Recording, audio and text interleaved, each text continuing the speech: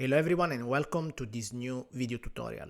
In this lesson, lesson 12, I will explain to you how to use the continue statement in Golang. Let's start. The continue statement is a control flow statement in Golang.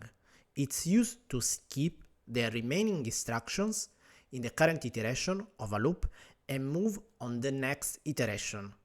Here is the syntax of the continue statement in Golang. We need to use just the continue keyword. The continue keyword statement is typically used inside a loop. When the continue statement is executed, the remaining instructions in the current iteration of the loop are skipped and the next iteration begins. Let's write a simple example using the continue statement. We're going to write a for loop in Golang. In the example, the for loop repeats the instruction inside the curly brace 10 times, and the variable age is initialized to 0 and the loop continues until age is greater than or equal to 10.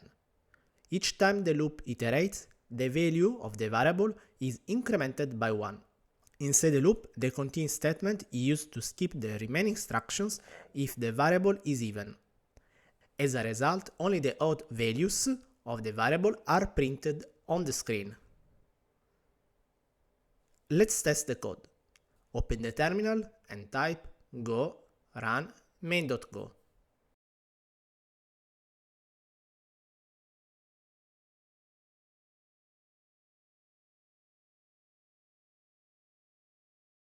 As a result, we can see only the odd values of the number from 0 to 10. I hope you find this tutorial helpful and that now you have a better understanding of how to use the continue statement in Golang.